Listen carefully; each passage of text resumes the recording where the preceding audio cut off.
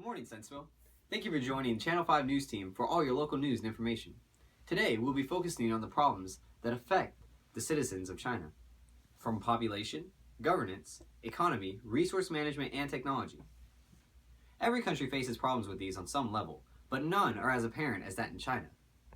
With a sudden resurgence of girls in the young population, a huge drop in the global market, a huge boom in technology, and a problem feeding their own people, what are they to do? China, with a booming population of over 1.3 billion, is becoming one of the most populated countries in the world. But now, with more on the issue, we move to our field correspondent who is coming to us from Guangzhou, China. Since the creation of China's one-child policy in 1979, the population of China has been greatly affected. Though the population still continued to grow, the ratio of male to female became wider, with males being the desired child. As the number of female children declined, China had a slowing birth rate and their population was aging, with the majority of the population being over 25 years old.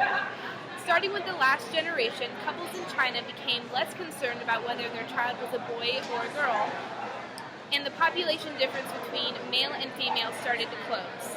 Now recently, on November 2nd, 2015, a new policy was signed to law, and now every couple is allowed to have 2 children, thus attempting to further close the gap between male and females. Well, it sure does look busy in Guangzhou, and with that new policy in effect, I can assure you that the population will continue to grow rapidly. But with a rising population, how does the Chinese government expect to run efficiently and effectively over all so many people? China has gone through the ringer in recent years, with the communist country under the rule of Mao Zedong to now the People's Republic of China. Though it is more free than it used to be, there are still major infringements on the rights and liberties of the people of China. Most notably, the oppression of any outside religion other than that is sanctioned by the Chinese government. Also, you have the censorship of all types of media, which cuts out all freedom of expression and makes it a punishable offense if the Chinese government deems it so. Also, you have the corruption in the government structure itself, where officials and politicians are taking under-the-hand deals just to gain the upper hand. Also, you can note that information is not readily available to the citizens of China and to the rest of the outside world. And with that, China still has a long way to go before becoming a free nation. It seems like the road ahead is going to be a long one for China. And according to Transparency International, the Chinese government has a rating of 36 out of 100 on the Corruption Index scale, which is among the highest in the world. But with its government where it is, the economy isn't faring much better. With its recent plunge in the markets, let's see how it's doing now. Yes, with China's recent downfall, with stocks falling almost 50% in some places, and the stock market having to be shut down to avoid a massive sell-off of all types of stock, China is still recovering. They came from a purely market-based economy, focused on manufacturing the goods of others, from electronics to shoes, clothing, household items, and furniture. A good portion of everything we own either was made entirely in China or a part of it was made in China. So when the market crashed earlier this year, factory after factory had to be shut down and massive layoffs started, thus hurting the economy even more and sending rather poor people even further into poverty. Though recovery will take some time, a total meltdown of China's economy was averted. And they are putting out a new 5-year plan this year, so with more time we will be able to see what direction the country will go and how they manage to recover. I'm a bit hungry. With all China is going through, it must be a challenge to manage the resources, especially food. With a population so large, it must be very hard to feed everyone. Now to Catherine McCoy with more of this story. Thank you, Mort. China, with a population so large, has a hard time feeding all of its people. With the recent shift from a mainly rice diet to a more processed meats diet, the rice industry has declined sharply.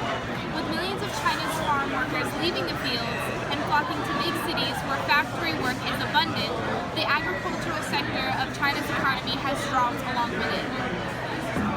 With China now being more reliant on foreign sources for food, the quality of food has declined. With problems from spoiled milk to expired meat, the health and well-being of China's citizens has dropped drastically. For example, in 2008, over 300,000 infants became sick and some died from drinking powdered milk that was made from spoiled milk. and with mislabeling and the selling of expired meat. The OSI Group, which is a large corporation that sells meat, has been under investigation for selling expired meat to McDonald's, KFC, Pizza Hut, and other large fast food companies located in China. Back to you, Mort.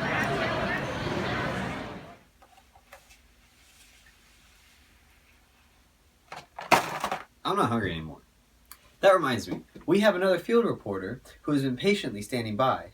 Now we go to the field, where she'll tell us more about China's technology. Today, for your viewing pleasure, we put together two of the global challenges, information and technology. You see the smart device you have in your hand, or maybe even in your lap if you're trying to be sneaky? China has recently just jumped on America's bandwagon with the fascination of these devices about the last 3 years. Once a China citizen has bought a smartphone, do you think they're able to jump on the internet and freely roam? Unfortunately, this is not the case, and they must purchase rights of the internet by a state-controlled company. China's three majors, China Unicom, China Telecom, and China Mobile. In more recent news, China has released the Shenzhen, or the 13th five-year plan. In the last 60 years, China has been developing these five-year plans and also releasing them.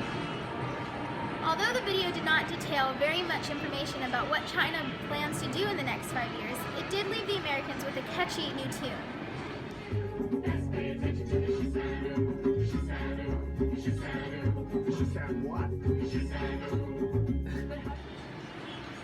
Based off of the 12th five-year plan, we guess that China will continue their development of green technology.